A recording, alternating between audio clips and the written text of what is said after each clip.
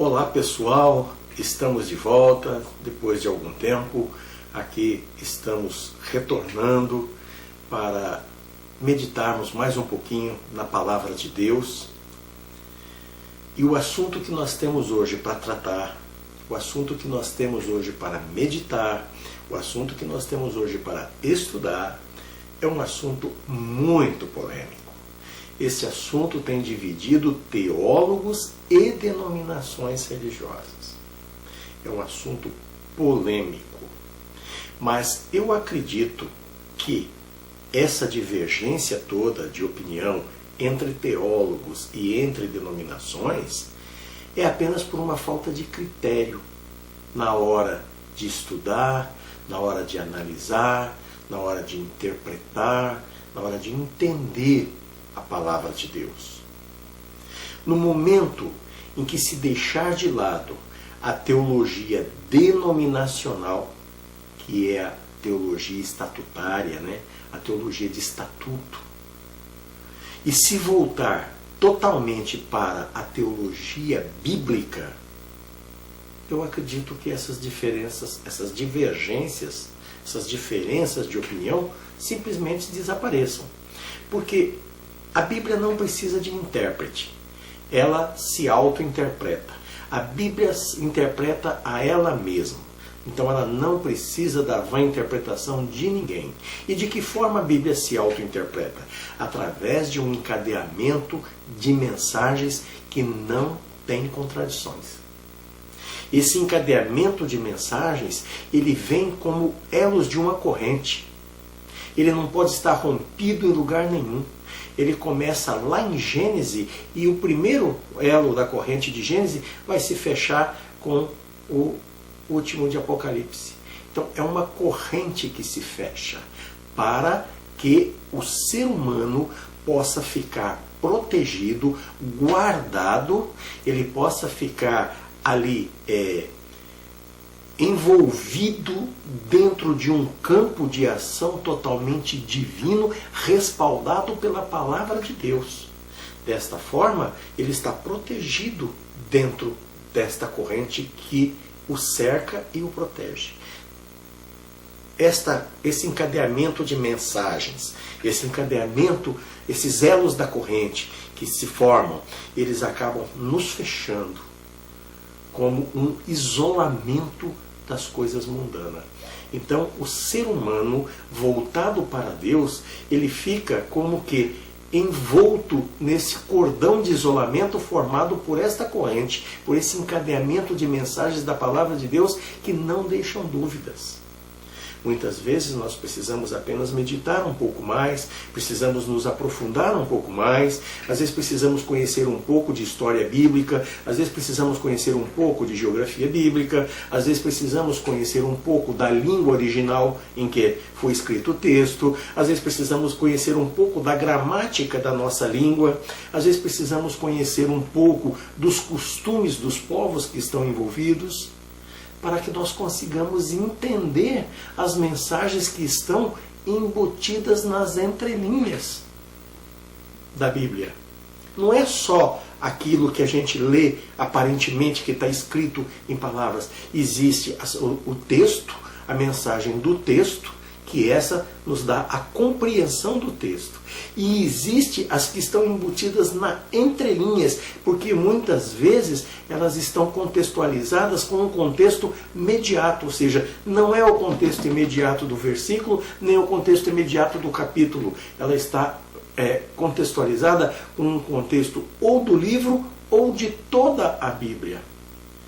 Isso é importante que nós saibamos, porque somente assim nós podemos chegar à verdade. Somente assim nós conseguimos entender este encadeamento de mensagens. Nós temos que pegar o primeiro elo e ir seguindo, para não encontrar contradição. Existem momentos em que eu leio uma parte da Bíblia e acho que entendi, acho maravilhoso. E olha que maravilha, isso aqui acabei de entender, nunca tinha pensado nisso. Mas quando eu vou pegar aquele entendimento que eu tive e vou colocar ele em relação a outra parte da Bíblia, a outro livro da Bíblia, a outra mensagem, às vezes até do mesmo capítulo do livro que eu estou lendo, eu vejo que ele entra em choque, eu vejo que ele entra em contradição. Então, uma das duas interpretações minha está errada. Ou essa que eu acabei de achar que acertei, ou a outra que eu tinha anteriormente. Uma das duas está errada, porque a Bíblia não tem contradição. O encadeamento de mensagens é tão sólido, é tão coeso, que o que diz num lugar, ele se confirma em outros, mas nunca se contradiz. Então, por isso que nós temos que ver, por isso que eu digo que são falta de critério, é falta de critério, muitas vezes, que gera essas divergências, que gera essas diferenças de opinião. Agora, quando nós nos voltamos exclusivamente para a Bíblia, aí sim, então nós vamos chegar na verdade. Hoje, eu vou estar falando com vocês a respeito de um assunto polêmico, e ninguém sabe ainda a qual denominação religiosa eu pertenço, porque eu nunca disse isso em nenhum dos vídeos, e muito menos em escritos que eu deixei ou que eu enviei para alguém. Então, a denominação religiosa que eu pertenço, a qual eu pertenço, somente aqueles que convivem comigo sabem. Os demais ninguém sabe. E eu também não estou pretendendo colocá-lo aqui, porque eu não tenho a intenção de atrair ninguém para a minha denominação religiosa. Os diversos rebanhos do Cristo, ele conduz cada um para o rebanho que ele quer, aonde ele quer, da maneira que ele quer. Então, não é a minha intenção trazer adeptos para a igreja que eu frequento. A minha intenção é pregar a palavra de Deus, é falar a palavra de Deus. Não importa a quem nem aonde, mas que seja a palavra de Deus para todas as denominações. A Bíblia não foi escrita para a denominação A nem para a denominação B. A Bíblia foi escrita para o universo, para todos os povos e todas as nações. Então, se alguma denominação quer ser dona da verdade, quer pegar a Bíblia como se seja uma verdade absoluta dela, já começa aí o engano, já começa aí o erro, já começa aí a condução negativa, porque a Bíblia não foi feita para denominação religiosa nenhuma. A Bíblia foi feita como um código de vida para o ser humano. Seguir, obedecer, cumprir, para poder adquirir a salvação num reino que não é deste mundo. O próprio Salvador, quando veio aqui, ele disse que o reino dele não era deste mundo, que ele tinha vindo buscar as ovelhas perdidas da casa de Israel, para conduzi-las para um reino que não é deste mundo. E ele ainda disse que o reino deste mundo tem um príncipe que não tem comunhão com ele. Mas parece que alguns aí têm esquecido disso e têm pregado prosperidade, pregado tudo nesse mundo. Quer dizer, o indivíduo gasta um culto, gasta dinheiro, investimento em tudo, num culto que deveria estar louvando, adorando a Deus e conduzindo as ovelhas do Cristo para o reino do Cristo. Não, mas fica conduzindo para ter interesses mundanos, bens materiais e casa nova e carro novo e tudo mais. E onde é que ficou o reino do céu? O reino do céu não é nesse mundo. A salvação não é para esse mundo. É para o reino do céu. Então, amados, é isso que nós precisamos, em primeiro lugar, entender. Que temos que estar voltado para a palavra de Deus, para as verdades de Deus. Vamos deixar de lado teologias denominacionais. Vamos deixar de lado teologias estatutárias, que são feitas por homem. E aonde o dedinho do homem está, ali tem o erro. Aí você pode me dizer, mas a Bíblia também não foi escrita por homem, não foi falada pela boca de homem? Sim, mas por homens altamente inspirados e comprovados durante os milênios que têm se passado. Eles têm dado prova do quanto Deus estava com eles, do quanto Deus falou através deles. E as escritas, muitas vezes, têm tido algumas dificuldades, porque às vezes o indivíduo utiliza palavras que dá dupla interpretação. No momento, ele faz uma construção sintática que deixa meio duvidosa. Aí cada um entende como quer. Por isso que muitas vezes nós temos que nos voltar no texto original para poder sabermos como é que realmente aquilo foi escrito. Porque na tradução, muitas vezes, o sentido verdadeiro se perde. Ok? Então essa é a nossa postura.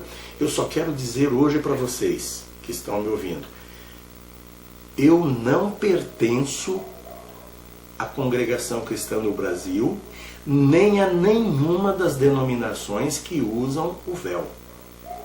Eu não pertenço a nenhuma dessas denominações. Porque eu vou falar de coisas aqui e as pessoas podem dizer assim, ele é dessa, ele é daquela, vão ficar querendo arriscar a qual denominação eu pertenço. Então, eu já vou dizer dessas que eu não pertenço, que é para que não venha comprometer a veracidade dos estudos que nós vamos fazer aqui hoje. Ok? Glória a Deus. Vamos lá então.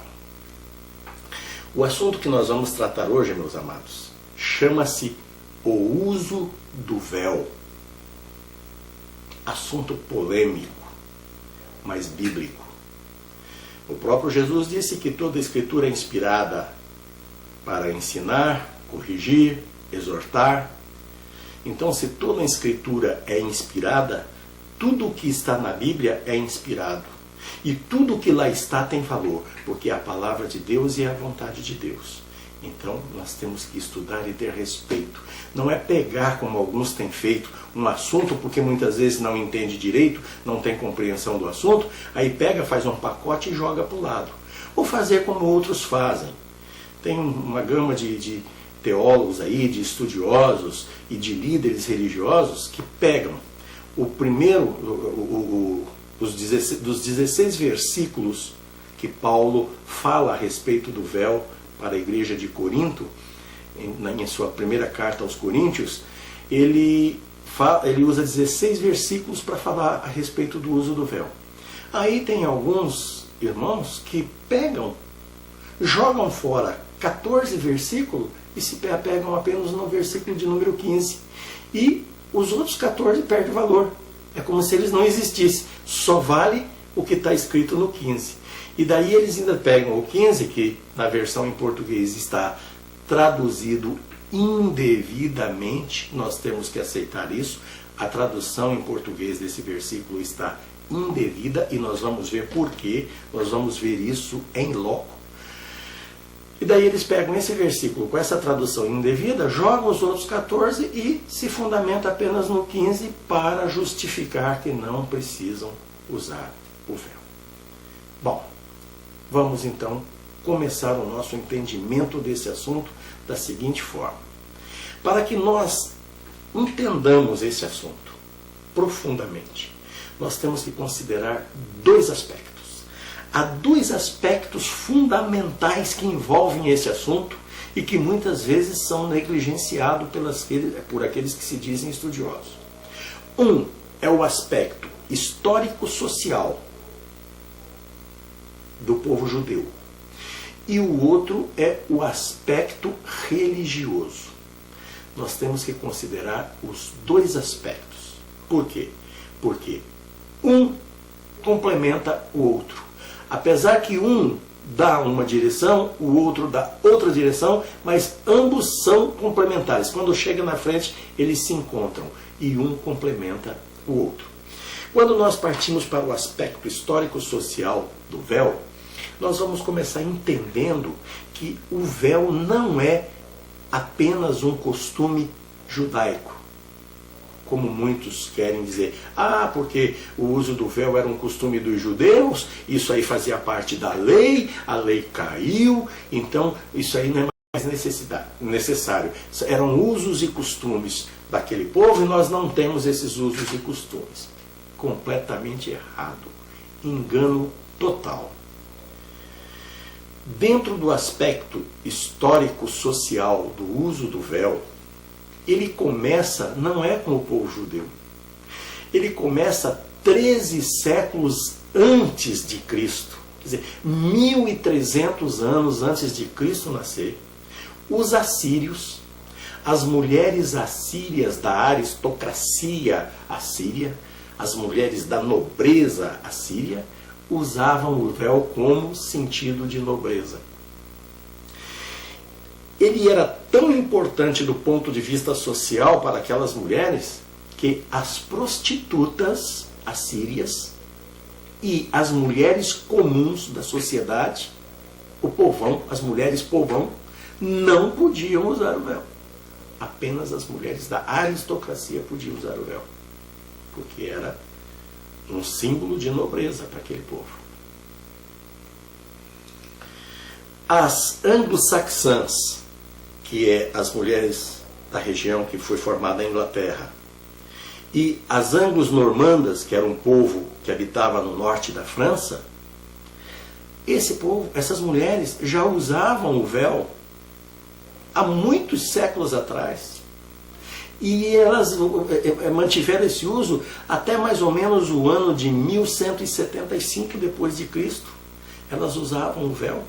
E era um véu que muitas vezes cobria não só a cabeça, mas também o rosto e o pescoço.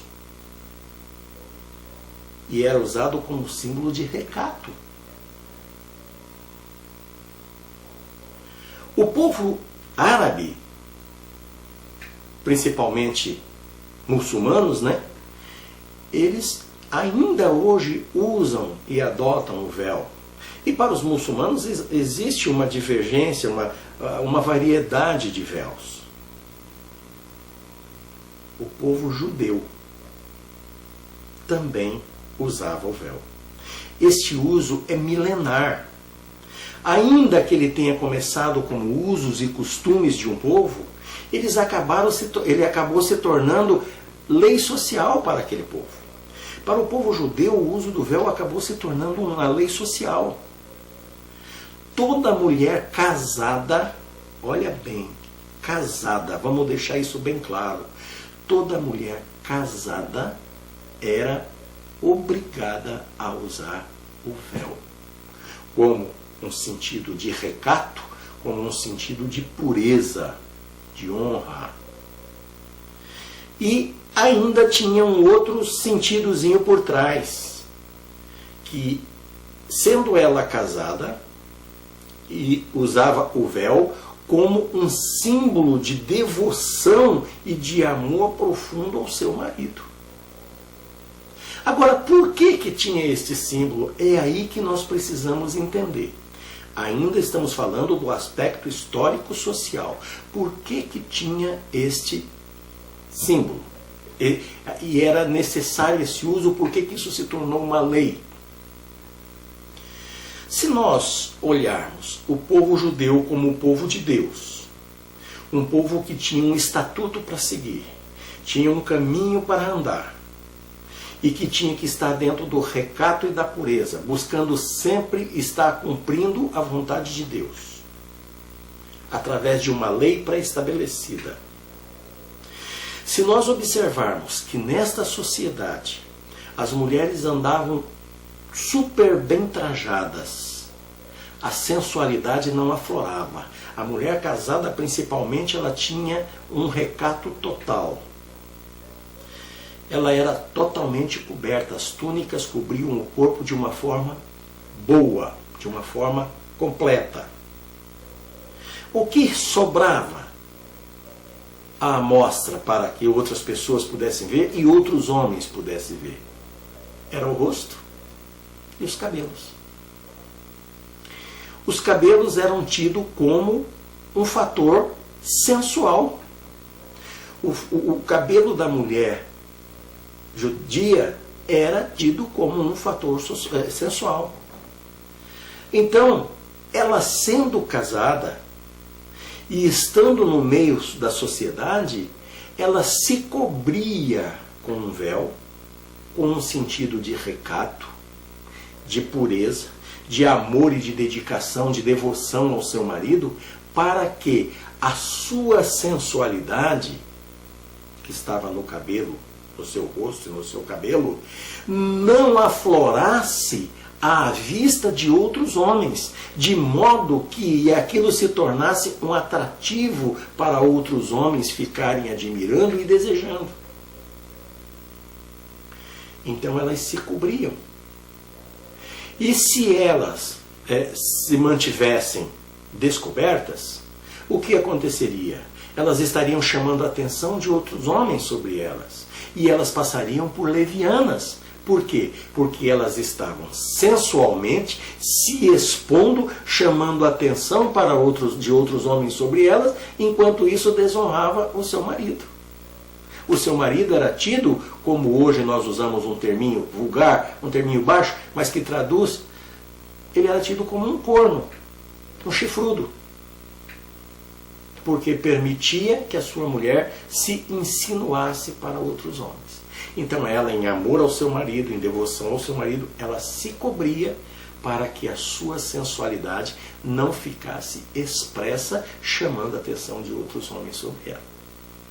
Então, note bem que esta questão era para a mulher casada. Essa obrigação era para a mulher casada. As virgens não estavam sujeitas a esta obrigação.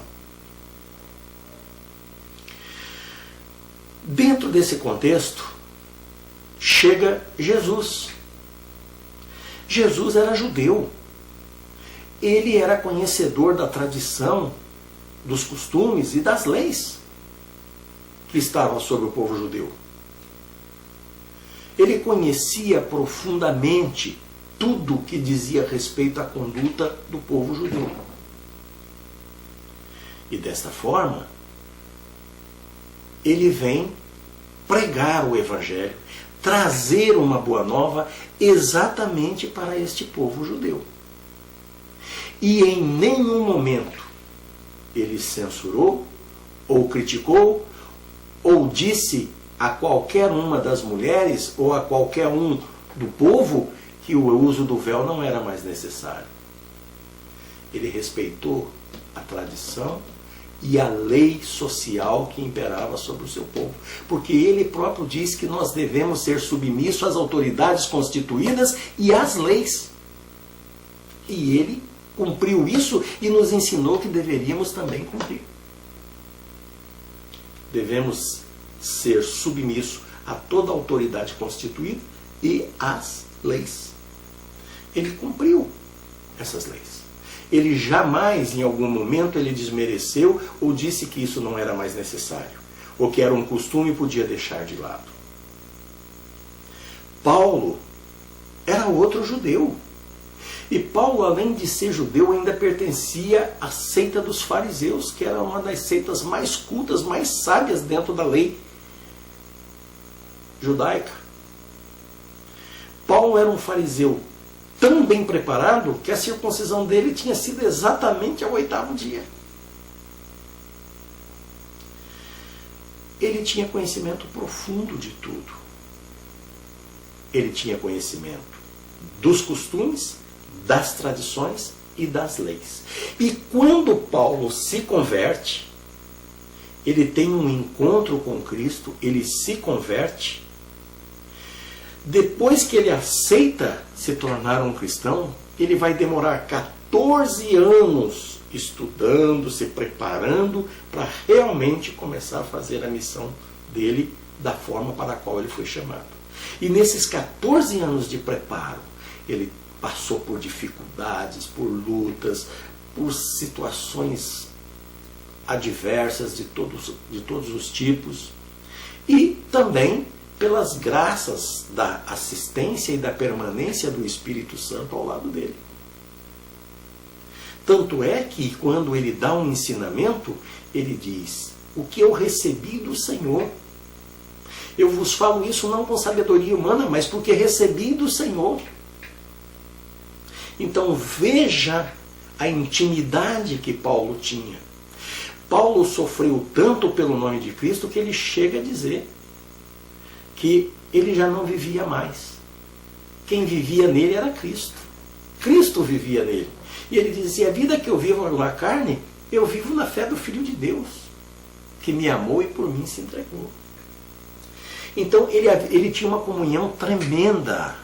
Muitas mulheres querem chamar Paulo de machista. Elas têm que entender que quando elas fazem isso, elas estão ofendendo o Espírito Santo. Elas estão blasfemando para o Espírito Santo. Porque quando elas chamam Paulo de machista, elas estão dizendo que os ensinamentos de Paulo eram dele mesmo, de homem mundano. E o que Paulo ensinou foi tudo pelo Espírito Santo de Deus, recebidos através de Jesus e do encontro que ele teve com Jesus.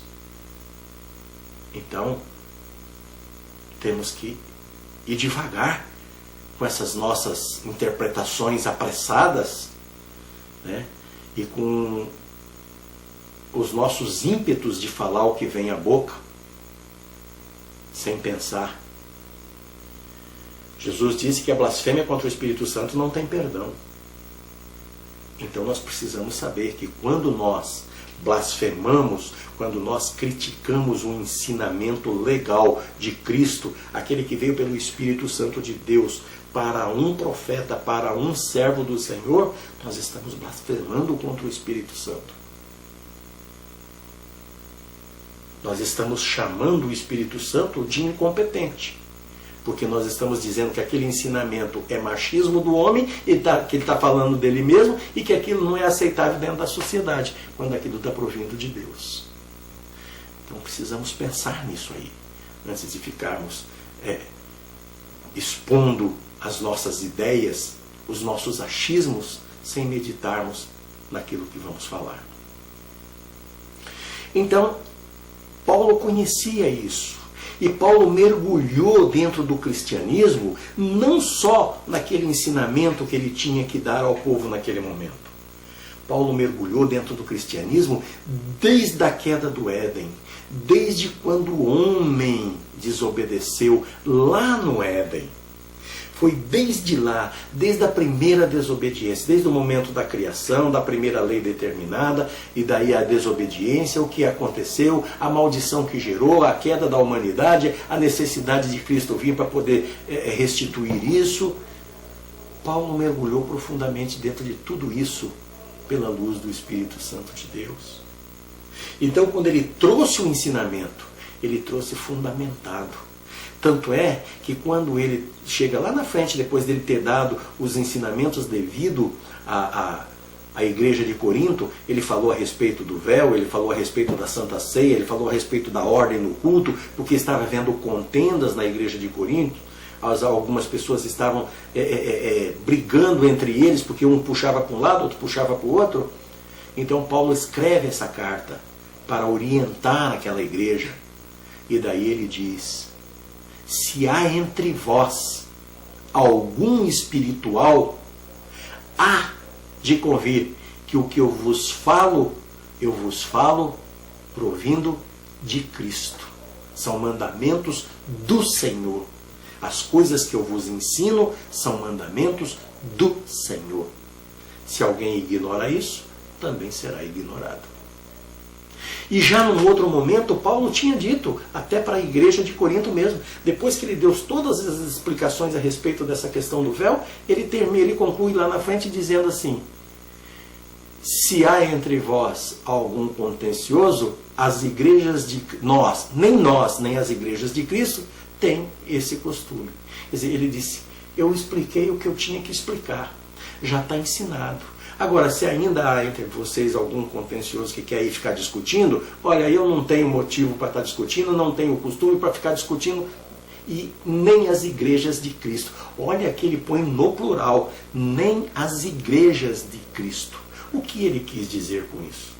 Ele quis dizer com isso que nenhuma das outras igrejas tinham criado esse problema. Nenhuma dessas outras igrejas tinham criado essas contendas. Nenhuma das outras igrejas estavam discutindo esse assunto. Apenas Corinto estava se rebelando. Por isso que a carta foi escrita apenas para a igreja de Corinto.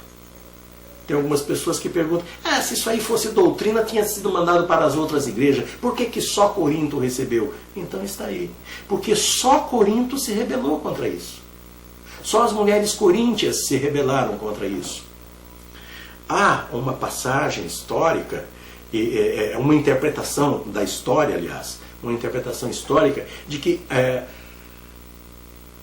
alguns acreditam que a causa de Corinto ter se rebelado foi porque as mulheres de Corinto tomaram conhecimento da carta que Paulo tinha escrito aos Gálatas. Muita gente diz: mas Corinto veio primeiro. Não, Corinto não veio primeiro.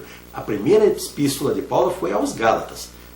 No livro da Bíblia pode ser que ela está em primeiro lugar, mas em questão de tempo, de escrita e de época, a primeira carta que Paulo escreveu foi para os Gálatas. Depois ele escreveu a primeira aos Coríntios.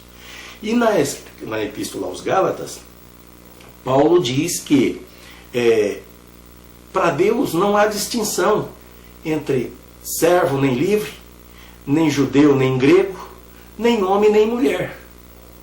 Mas ele está falando que não há distinção de Deus nessas áreas em relação à salvação, em relação ao amor de Deus.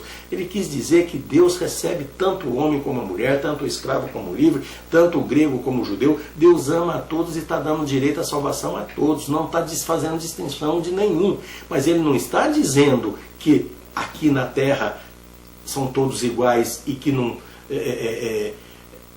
não precisa obedecer porque o outro não obedece. Nada a ver com isso. Se fosse dessa forma, acabaria os senhores e os servos, acabaria judeus e gregos, se tornariam todos judeus ou todos gregos, e acabariam homens e mulheres, seria ou todo homem ou toda mulher. Não era esta a visão. A visão era de acordo com a salvação. Mas as mulheres de Corinto, segundo alguns estudiosos, as mulheres de Corinto, ao tomar conhecimento desses versículos de Gálatas, elas então disseram, se não há diferença entre o homem e a mulher para Deus, os homens não usam véu, então nós também não precisamos usar. E daí começaram a não querer usar, começaram a se rebelar. E foi onde começou a gerar as contendas. Que uma família de Corinto, indo visitar Paulo, colocou ele a par da situação, e ele então escreve a carta para orientar a igreja de Corinto, que estava em conflito. Por isso que só Corinto recebeu. As demais igrejas não conflituaram quanto isso. Tanto é que o próprio Paulo ainda diz, se há algum contencioso entre vós, eu não tenho esse costume, nem as igrejas de Deus. Então, as demais igrejas estavam em paz quanto a isso. Ninguém estava questionando. Só Corinto questionava. Então, só ela recebeu. Bem, uma vez entendido essa situação, nós agora precisamos ver o aspecto religioso. Por que, de acordo com a religião, Paulo manda que as mulheres se cubram com o véu? Ora, se era um costume dos judeus, os gentios não tinham esse costume. Os gentios não tinham esse costume. As mulheres gentias usavam cabelo curto. Eu esqueci até de dizer. O cabelo comprido na sociedade judaica era um fator sensual, isso eu disse, e era necessário que fosse comprido, porque a mulher que cortasse o cabelo se assemelhava a uma prostituta, porque dentro da sociedade judaica, a mulher prostituta não podia ter cabelo comprido, ela era diferenciada das outras pelo cabelo curto, ou ela cortava bem curtinho, que é chamado de tosquiar, porque é bem curtinho, bem rente ao couro cabeludo, ou então ela rapava a cabeça como fazia as egípcias. As gentias egípcias rapavam a cabeça por inteiro e colocavam adornos. Então, as mulheres prostitutas, ou elas tinham que se assemelhar com as gentias, rapando a cabeça, ou então cortar o cabelo bem curtinho. A mulher honrada tinha que ter o cabelo comprido. Bom, agora nós vamos entender então por que o aspecto religioso entra aí. Por que razão Paulo manda que uma igreja gentia, porque Corinto era na Grécia, era na região ali da Grécia, né? E não tinha nada a ver com o povo judeu, não tinha nada a ver com a Judéia. Corinto é uma cidade gentia, de uma licenciosidade tremenda, ali havia de tudo e mais um pouco.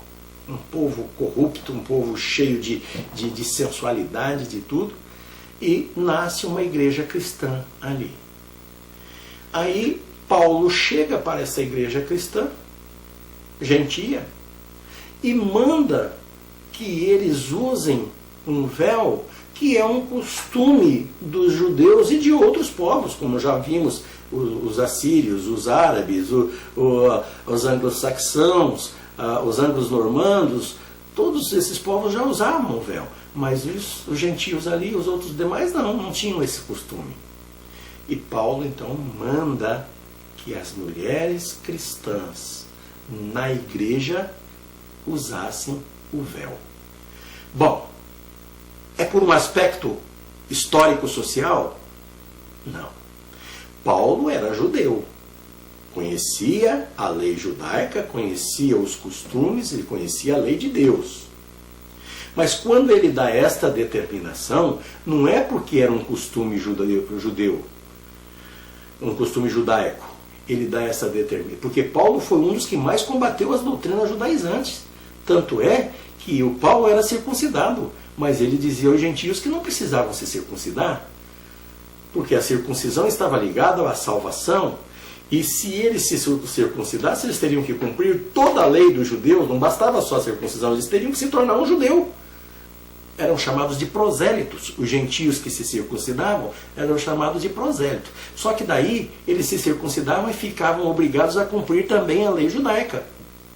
Mas como Jesus tinha vindo e tinha liberado o evangelho para os gentios, e os gentios não estavam sujeitos à lei judaica, como é que Paulo então determina que se use o véu quando era um costume judeu? Era por causa do histórico social? Claro que não. Claro que não. Paulo estava falando ali por uma questão religiosa, por uma questão espiritual, não por uma questão histórico-social. Mas então o que tem a ver o uso do véu com a espiritualidade, com a religiosidade? Até como algumas mulheres perguntam, né? Mulheres gentias, né? Perguntam, por que nós temos que usar um pedaço de pano tão feio daquele na cabeça? O que tem a ver isso com salvação? É isso que nós vamos entender agora. A questão religiosa, ela vem e começa lá no Éden. Ela não começou em Corinto, ela não começou na Judéia, ela começou lá no Éden. Se nós analisarmos desde o Éden, se nós mergulharmos no plano de Deus de salvação, desde o momento em que o homem desobedeceu, nós vamos conseguir entender isso profundamente. E o que tem a ver uma coisa com a outra? Tudo. Quando Deus criou o homem, Deus pegou o homem e disse, façamos o homem à nossa imagem e semelhança. Então fez o homem a sua imagem e a sua semelhança. E soprou nas narinas do homem. Quer dizer, Deus colocou do espírito dele nas narinas do homem. O homem se tornou um ser cheio do Espírito de Deus. Portanto, o homem tinha o resplandecer da glória de Deus nele. Porque ele estava cheio do Espírito de Deus. Uma vez criado este homem, e este homem já em evidência, Deus diz, não é bom que ele esteja só. Eu vou lhe fazer uma companheira. Eu vou lhe fazer uma ajudadora para estar com ele, ser companheira dele, ajudá-lo. Não para dominá-lo, mas para ajudá-lo, para ser companheira. E o que Deus faz, segundo as Escrituras? Mas isso é alegoria. Não importa. Você quer entender como alegoria? Pode entender como alegoria. Você quer entender como literal? Pode entender como literal. Não importa de que forma de linguagem que é. Se é uma forma de linguagem alegórica ou se é uma forma de linguagem literal. O que importa é a mensagem que está embutida aí.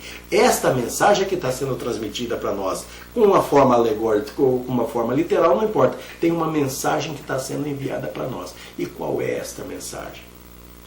Deus está mostrando que Ele é o Criador, que Ele criou o homem conforme a sua imagem e semelhança, e deste homem Ele criou a mulher. Ele criou o homem e insuflou no nariz do homem o espírito dele. Encheu este homem da glória dele. Este homem resplandeceu da glória de Deus.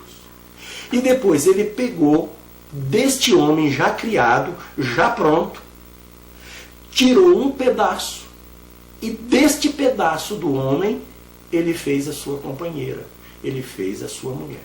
Então, a mulher é um rebento do homem. É como uma árvore que solta um broto, ela é um rebento do homem. A mulher, em relação ao homem, é como o filho que uma mãe gesta no seu útero, no seu ventre.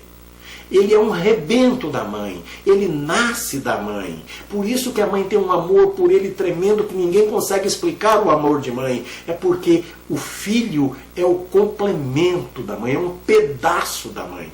Da mesma forma a mulher. Ela foi tirada do homem, um rebento do homem, um pedaço do homem, para ser o complemento do homem. Se foi tirado dele, ficou faltando ela nele. Ela se tornou o complemento dele. Porque quando foi tirado dele, ficou faltando isso nele. Ele ficou incompleto. E para que ele se tornasse completo, ele precisava dela para poder completá-lo.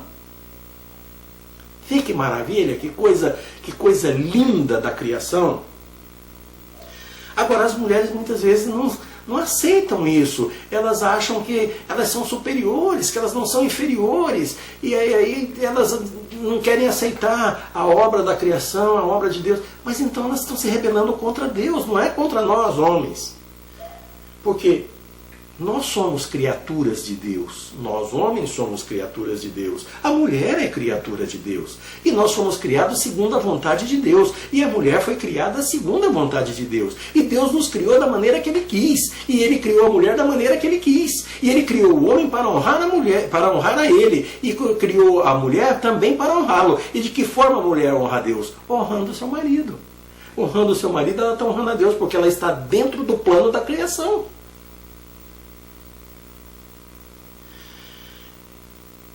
Isso é maravilhoso. Isso é lindo de se ver. Só que as pessoas não entendem. As pessoas, elas ficam presas em estatutos, em denominações. Porque o reformador da igreja X diz dessa forma, o reformador da igreja Y diz daquela forma. E se esquecem que quando os reformadores vieram para criar esta ou aquela denominação, eles todos ainda estavam muito presos à teologia católica. O próprio Lutero, que criou o protestantismo, Lutero era um padre católico, ele era um monge agostiniano, da ordem de Santo Agostinho. Ele estava preso à igreja católica. A teologia dele era católica. Ele se revoltou com o Papa por causa das vendas de indulgência e por causa do purgatório. Não tem nada a ver com o fato da igreja católica pregar coisas diferentes da igreja evangélica, não. Naquela época nem existia igreja evangélica. A revolta de Lutero com o Papa foi por causa da venda de indulgência que a igreja fazia e por causa do purgatório. Foi aí que deu o conflito. E o Papa excomungou Lutero. Ele ainda teve sorte, porque Deus colocou a mão e protegeu, porque naquela época ele podia ter sido queimado na fogueira. Mas isso é outro caso. Então,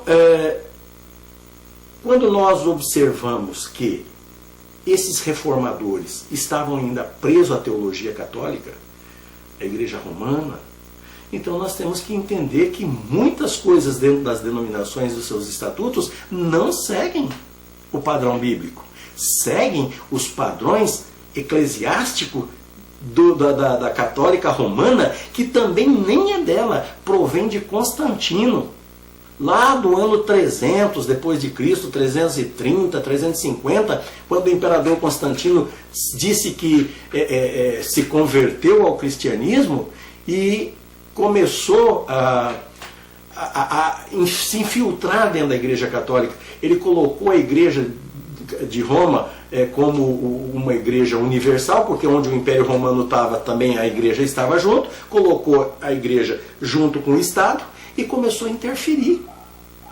E ele, como ele era adorador do Deus Sol, ele então criou uma teologia para poder unir o Império Romano, que estava muito disperso. O Império Romano era muito grande, o exército tinha soldados de tudo quanto eram as nações, e um cria num Deus, outro cria em outro, e dava conflito, dava confusão. Então ele tentou unificar.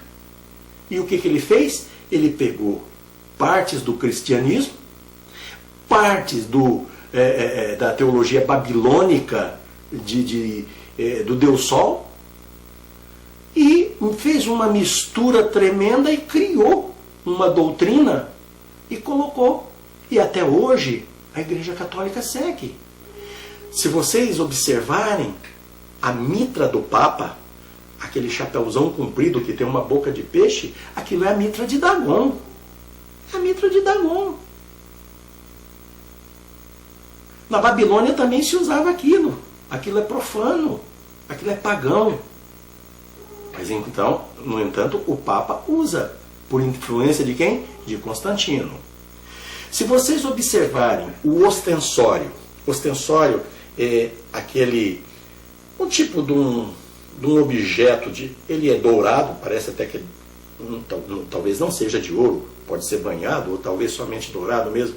Ele é um objeto com um pé, e depois forma um círculo cheio de raios, e se coloca uma hóstia grande dentro dele. Por isso ele se chama ostensório. Se coloca ali a hóstia consagrada, que a igreja chama de Santíssimo, coloca ali, e o padre, o papa, o bispo, sai com aquele ostensório na mão, carregando, dizendo que está carregando o Santíssimo.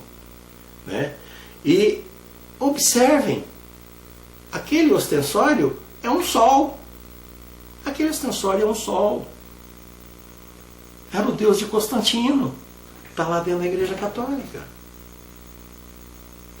Se vocês observarem uma imagem que a Igreja Católica usa, que tem uma mulher com um menininho no colo, e que eles atribuem a Maria, uma mulher com véu, cobrindo assim, com o menininho no colo,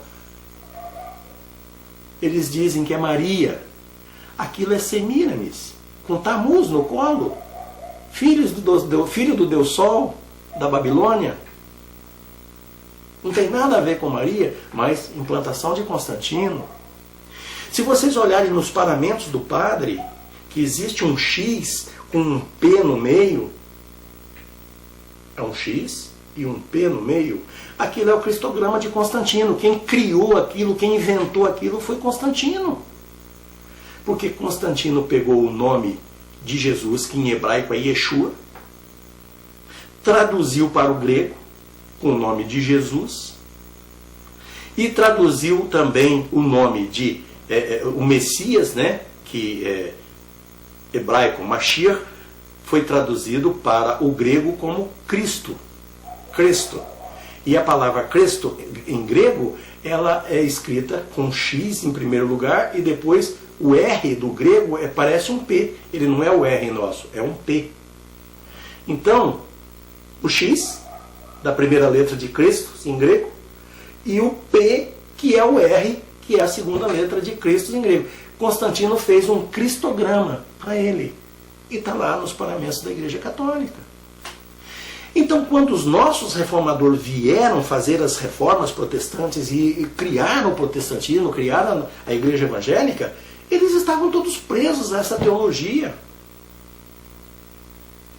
E por isso fica difícil entender, porque isso vem desde o ano 330, lá da época de Constantino. Constantino corrompeu a igreja cristã e tornou ela com o nome de católica, porque a palavra católica significa universal. Igreja Católica quer dizer Igreja Universal. E por que ela era universal? Porque o Império Romano era muito grande, ele dominava regiões imensas, países imensos, e onde tinha o Império Romano, ali tinha a Igreja Católica. Então ela estava em todos os lugares, em todos os países, ela estava no universo, ela era universal. Então por isso católica, em grego. Bem, mas voltamos ao que interessa. A questão da mulher, que foi tirada do homem. Esta é a verdadeira Bíblia, sentido bíblico. Ela foi tirada, ela é rebento do homem, ela veio do homem, e Paulo deixa isso bem claro quando ele diz: porque o homem não foi criado por causa da mulher, mas a mulher por causa do homem.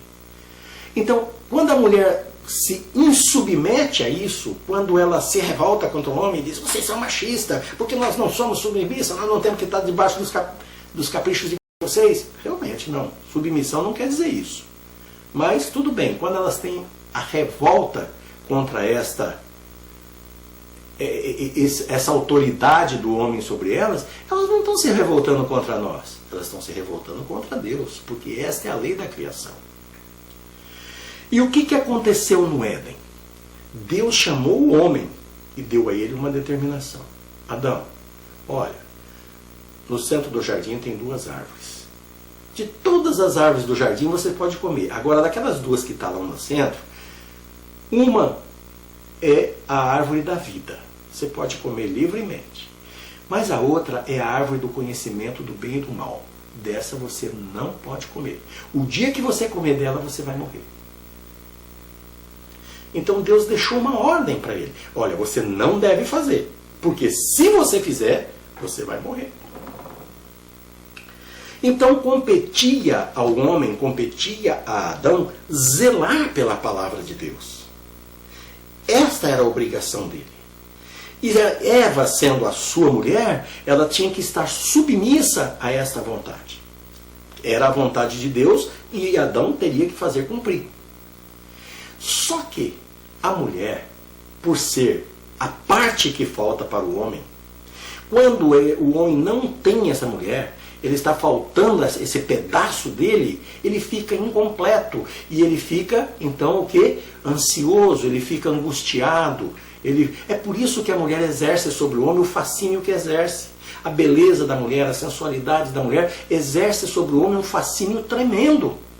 Ela é capaz de manipular com o homem. Por quê? Porque o homem sem ela, ele se sente nada. Está faltando alguma coisa nele. Ele é incompleto. Então ele precisa do seu complemento.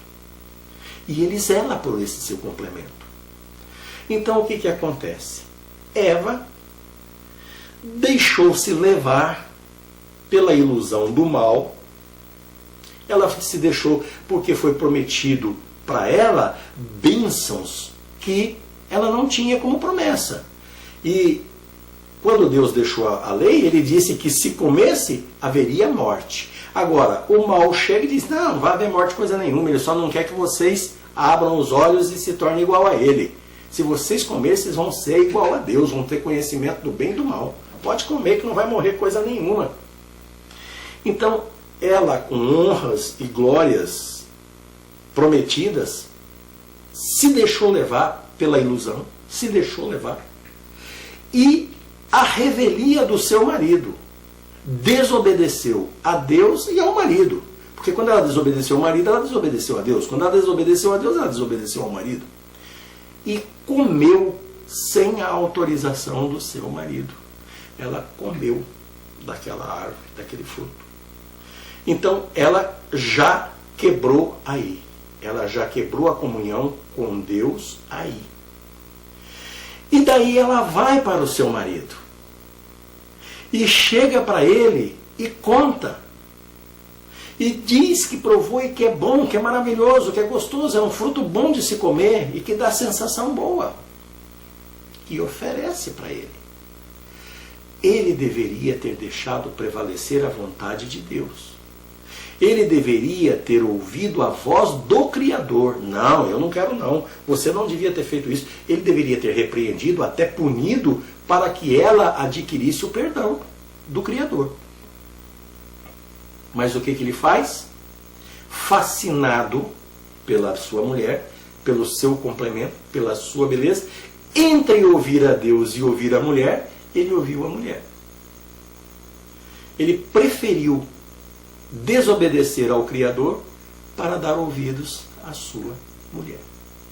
Então, o que acontece? A desobediência da mulher passou por cima da autoridade de Deus e do homem. A glória do homem, que é a mulher, resplandeceu diante da glória de Deus.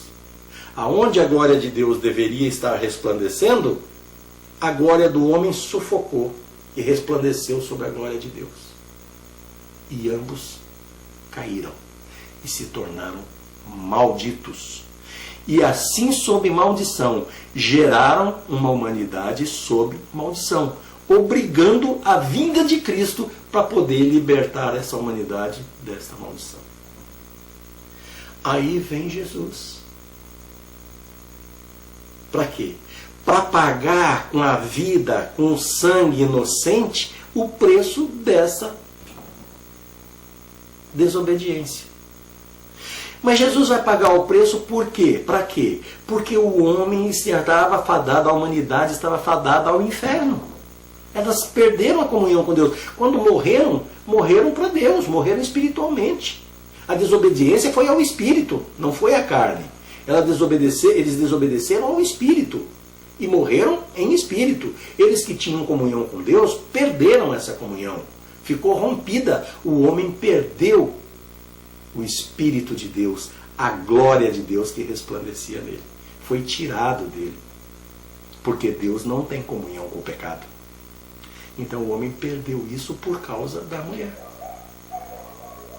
Que era o seu fascínio, era o seu complemento. Era aquilo que ele se sentia incompleto sem, que precisava do lado dele. Vem Jesus agora para pagar o preço desta desobediência. Mas para quê? Para dar a oportunidade da humanidade voltar à comunhão com o Criador.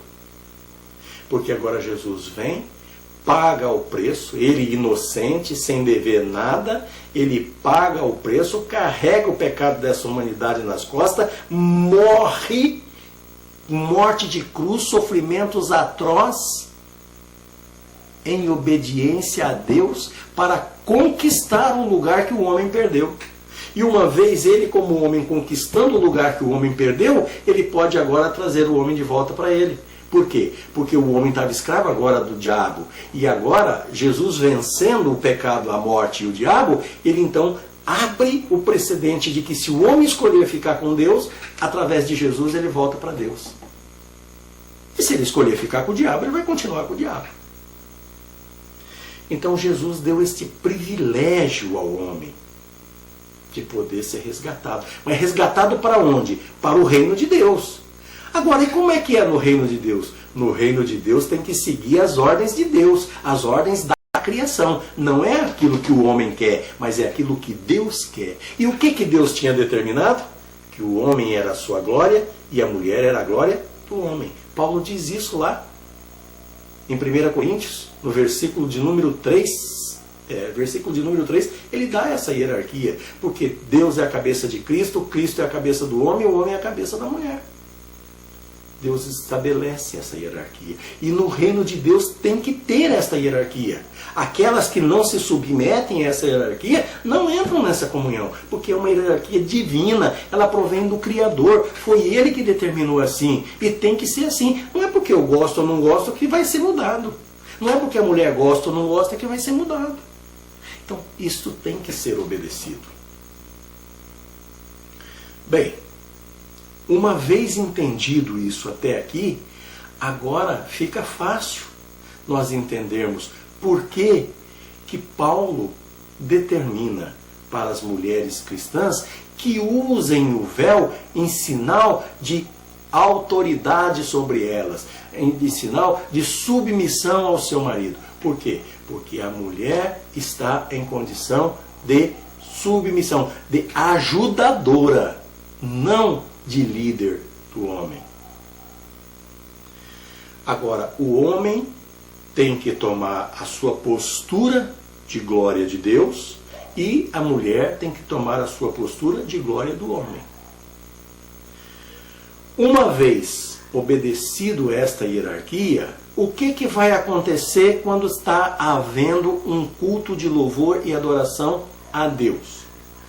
Ali está se reunindo homens e mulheres para louvar e adorar a Deus.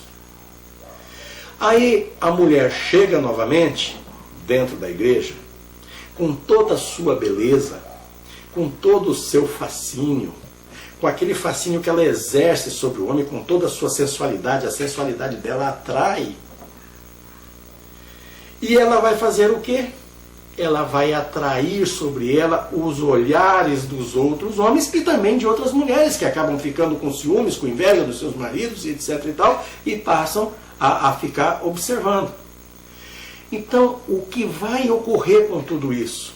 Novamente, no lugar de louvor e adoração a Deus, no lugar em que estão se reunidos em comunhão para louvar e adorar a Deus, a glória do homem resplandece diante da glória de Deus. Porque todos se voltam para a mulher bonita, sensual, fascinante, que está ali dentro.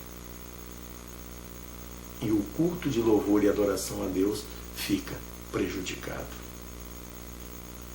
Quando Paulo diz que a mulher tem que trazer sobre a sua cabeça um sinal de poderio por causa dos anjos, ele está explicando que ali dentro da igreja isto é necessário, porque tem anjos ali. Agora, nós precisamos entender essa palavra anjo. Muitas pessoas querem pegar a palavra anjo apenas como o ser divino, né, angelical, que vem de asas, né, aquele ser de asas que comparece para ajudar as pessoas. Se nós pegarmos a palavra anjo no seu original, em hebraico, lá atrás, nós vamos encontrar a palavra malak, que significa mensageiro. Mensageiro. Ela foi traduzida para o grego como ângelos, ângelo, e também significa mensageiro.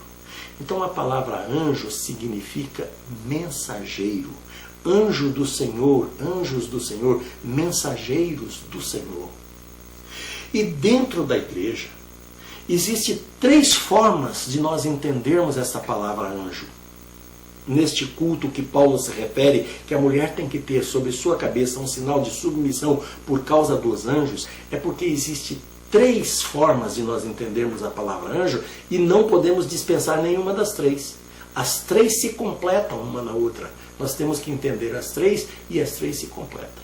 A primeira delas, quando nós pensamos no anjo como mensageiro de Deus que está lá na igreja, no culto, assistindo, recebendo, auxiliando, ajudando, interferindo, né, para abençoar a vida das pessoas, para que as bênçãos de Deus cheguem à vida das pessoas e para impedir muitas vezes a ação do mal de uma forma destrutiva. Esses anjos estão lá e estão vendo a desobediência da mulher. Novamente a mulher desobedecendo. Novamente a mulher envergonhando o seu marido. Ela está lá desobedecendo. Ela está sem cobertura. Ela não está cumprindo isso. E os anjos estão vendo. E eles se entristecem por isso, de ver o homem jogando fora o sangue de Cristo que foi derramado na cruz para resgatá-lo, para dar a ele o direito novamente de entrar na comunhão com Deus, e as pessoas estão ali desobedecendo novamente, jogando fora esta submissão, esta autoridade. Essa é uma razão da palavra anjo. A outra razão da palavra anjo é que existem aqui os anjos caídos, que também vão lá para dentro da igreja. Os anjos caídos também entram dentro da igreja. E eles entram lá com o intuito de desvirtuar as pessoas. Eles têm por objetivo desvirtuar as pessoas. Então, quando uma pessoa está dentro da igreja em desobediência, ela está lá num culto de louvor e adoração a Deus, e está em desobediência à vontade de Deus. Ela está abrindo margem para o diabo. Ela está lá como um servo do diabo e não de Deus, porque ela está lá infringindo as leis de Deus. Num culto de louvor e adoração a Deus, ela está infringindo as leis de Deus e está dando abertura para que as forças do mal a conduzam. E esses anjos caídos que estão lá se aproveitam dessa desobediência para implantar na mente dessas pessoas a sensualidade, a lascívia, perder o interesse pelo louvor, pela adoração, desvirtuar o culto e acabam atrapalhando. E a outra situação que nós temos que entender como anjo também é que os obreiros que estão ali, pastores, presbíteros, diáconos, são todos mensageiros de Deus e que estão no culto trabalhando em favor da glória de Deus. E esses homens que estão ali estão sendo influenciados pelas mulheres sensuais, e que estão ali se expondo na sua sensualidade. Esses homens estão sendo também prejudicados, porque eles estão deixando de lado a sua concentração para estar observando e até desejando e cometendo dentro da igreja o adultério espiritual. Jesus falou que aquele que olhar para uma mulher com má intenção no seu coração, já adulterou com ela. Então ele está falando de uma mulher casada, porque adultério só existe quando há casamento. Se for uma mulher solteira, não há adultério. Poderia haver prostituição, fornicação, mas não adultério. Jesus está falando de adultério. Então, o homem está olhando para uma mulher casada e desejando. Ele está cometendo um adultério espiritual ali, porque ele está criando no coração dele o pecado. Agora, ela está provocando isso nele. Então, enquanto ele se torna um adúltero espiritual, ela, além de se tornar uma adúltera espiritual, também se torna uma prostituta espiritual, porque ela está conduzindo o indivíduo à sensualidade, à lascívia e ao adultério. Então, ela comete dois pecados ao mesmo tempo, da prostituição e do adultério. Então, estas são as razões pela qual Paulo manda que a mulher se cubra dentro da igreja, na hora do culto. Que ela não ore nem profetize com a cabeça descoberta. Precisamos entender que a questão em evidência não é o que eu gosto, nem o que você gosta, nem o que a mulher gosta. A questão em evidência é o que Deus gosta. É o que Deus determinou. Se eu entendo e aceito, ou não entendo e não aceito, isso é problema meu. A vontade de Deus é que prevalece. Se eu estiver fora, eu estou fora da comunhão com Deus, premeditadamente, porque eu não estou me submetendo à vontade de Deus. Então eu também não estou honrando o sangue da cruz. E se eu não estou honrando o sangue da cruz, não adianta nada eu estar lá dentro da igreja, levantando a mão, gritando glória a Deus, quando o meu coração está cheio de podridão e as minhas atitudes são totalmente contrárias aos ensinamentos de Cristo e à vontade de Deus. Agora sim, fica fácil nós entendermos as palavras de 1 Coríntios, quando Paulo dá os ensinamentos para que se use o véu, que as mulheres cristãs usem o véu na igreja. Quando nós olhamos para os costumes judeus, nós observamos que são as mulheres casadas. E que Paulo não fez essa referência porque, de um modo geral, as mulheres casadas já sabem disso. A sociedade da época já sabia disso. Mas, quando nós olhamos agora do ponto de vista cristão, nós podemos ampliar isso aí, não só para as mulheres casadas, mas também para todas as mulheres, todas as moças, mesmo solteiras, adolescentes. Por quê? Porque elas também são sensuais. Elas têm o direito de expor um pouco da sua sensualidade fora para atrair a atenção dos homens, para arrumar seu casamento. Isso aí não é pecado para elas não, desde que elas não se exponham com prostituição, com promiscuidade. Agora, dentro da igreja isso não pode acontecer, porque dentro da igreja elas vão desvirtuar o culto. Então seria necessário que todas, até mesmo as solteiras, se cobrissem, para que não provocasse essa lascívia no homem dentro da igreja.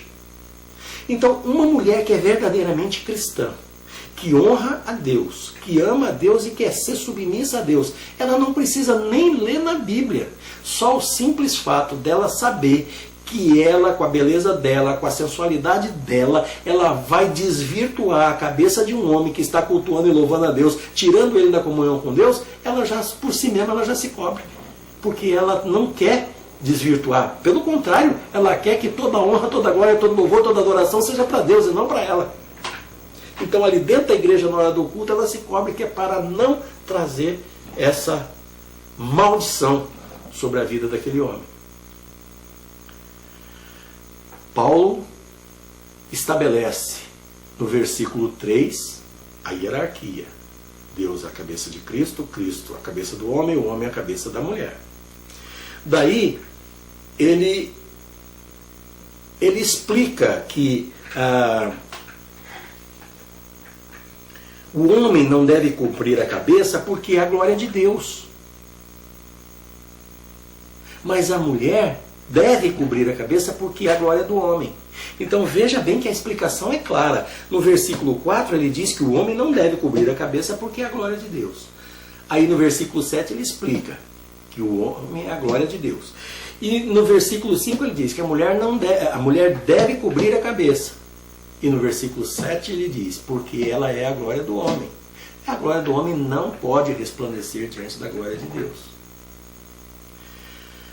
Quando Paulo diz, no versículo 6, que a mulher que não quiser usar o véu, tosquie-se ou rape-se, ele está dizendo o seguinte: corte o seu cabelo bem curtinho ou rape. Mas como tosquiar-se ou rapar-se é motivo de desonra, por que é motivo de desonra? Porque uma mulher que era tosquiada ou rapada, ela se assemelhava a uma prostituta. Então ela estava desonrada porque se fazia passar por uma prostituta. E estava desonrando a cabeça dela, que era o marido, porque todo mundo estava vendo que a mulher dele era uma prostituta. Então Paulo compara que a mulher que vai para a igreja orar e profetizar sem estar coberta, ela está cometendo o mesmo erro que a mulher prostituta que tem cabeça raspada ou cabelo cortado curtinho. O pecado é o mesmo. É uma prostituição espiritual. Uma comete a prostituição carnal, a outra está cometendo uma prostituição espiritual, porque está expondo o seu marido e está desobedecendo a Deus e desonrando o seu marido. Por esta razão, Paulo manda que se use. Agora, quando Paulo chega lá no versículo 15, que ele diz, no versículo 14 ele diz que o homem que tem cabelos compridos é desonra para ele. Ele usa a palavra atimia, que significa desonra. Mas a mulher ter cabelo comprido, para ela é glória. Ele usa a palavra doxa. As duas são gregas, tanto atimia para o homem como doxa para a mulher, são palavras gregas. Então, para o homem ter cabelo comprido, é desonra. Por quê? Porque o homem de cabelo comprido e com um trejeito meio diferente, ele fica afeminado. Ele se assemelha a uma mulher. Ele perde a sua masculinidade. Então ele é desonrado. É desonra para ele. Fica parecendo no termo vulgar, boiola, né? Agora, a mulher, para ela, é doxa ter cabelo comprido. É honra. Aí, no versículo 6... Paulo, quando diz para a mulher que ela tem que se cobrir, ele não usa a palavra véu, cubra-se com um véu. Na versão em português tem, mas no original não tem. No original ele apenas usa a palavra katakaluptesto, que significa cobrir-se. A mulher deve cobrir-se. Ele não diz com véu ou com nada, diz a mulher deve cobrir-se. Agora, se a mulher não quer cobrir-se, então que corte o cabelo ou rape. Mas como isso é desonra, então que se cubra. Que se cubra, mas não está dizendo com o quê.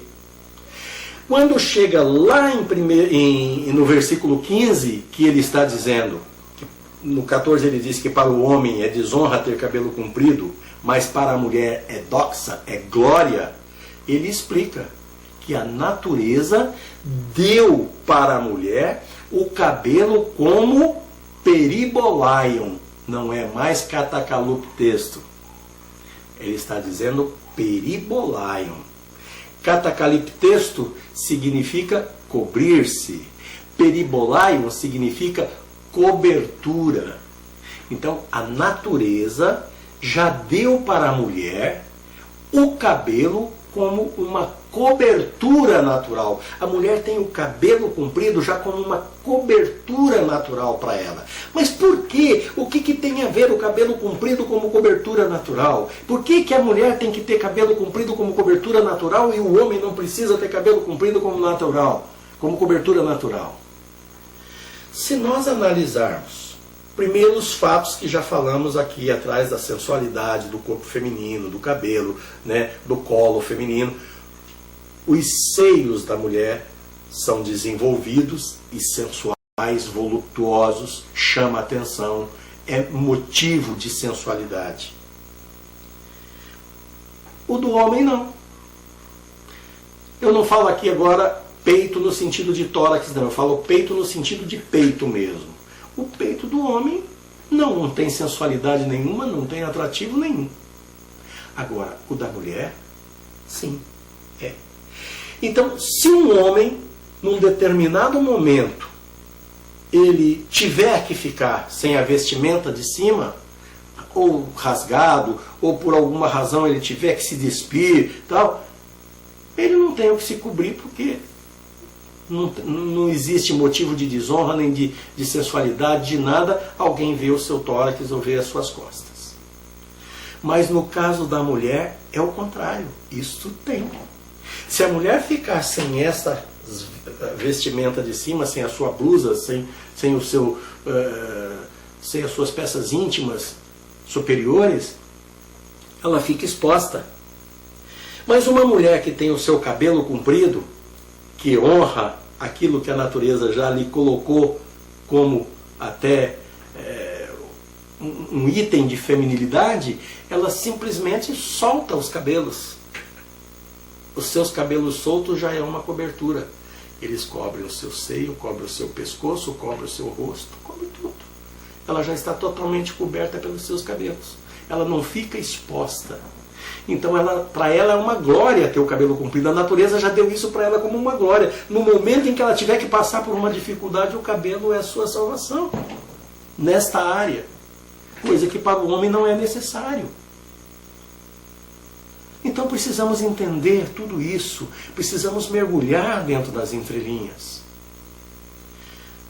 Muita gente pega a versão em português que diz lá, porque a natureza já lhe deu o cabelo como véu ou como mantilha.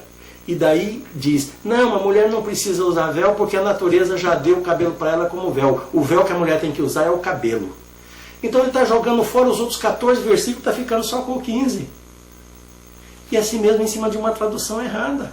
Porque se o 6 está dizendo que tem que usar, como que o 15 vai dizer que não é para usar? Vai contradizer? Paulo diz, você tem que usar, depois disso você não precisa usar?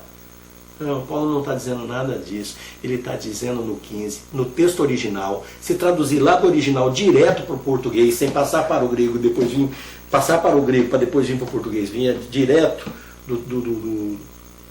aliás, passar do grego para o latim para depois vir para o português, vier direto do grego para o português, nós já vamos ver que o texto original está dizendo o seguinte: para o homem é desonra, atimia, ter cabelos crescidos. Mas para a mulher é doxa, quer dizer, para a mulher é glória ter cabelos crescidos, porque a natureza já lhe deu o cabelo como peribolaion. Quer dizer, para ela é uma glória ter cabelo comprido, porque a própria natureza já a vestiu com o cabelo, já é uma veste que ela tem para protegê-la no caso de uma necessidade. É uma glória ela ter esse cabelo comprido. Esta é a interpretação que se coaduna com todo o resto da Bíblia. E também a questão da autoridade que ela traz sobre a cabeça. Quando ela se cobre, principalmente a mulher casada, quando ela se cobre dentro da igreja, no momento da oração, ela está protegendo não só o culto de louvor e adoração a Deus, como ela está também honrando o seu marido, porque ela estando coberta, cabeça, pescoço, rosto, as pessoas não estão vendo, não está chamando a atenção, então não está atraindo olhares de outros homens sobre ela, e ela está honrando o seu marido, ela está honrando a sua cabeça, que é o marido. Esta é a interpretação do texto de 1 Coríntios de 1 a 16. Eu espero que possa ter ficado claro. Não me considero um dono da verdade, mas creio que somente esta interpretação se coaduna com toda a Bíblia, quando nós olhamos desde Gênesis, desde o Éden, até o momento em que a igreja é comparada com uma mulher sem mancha e sem mácula. Então nós podemos ver que é a postura da mulher de segurança, decência, honra, que a torna semelhante à Igreja de Cristo. Amém? Que Deus abençoe a todos.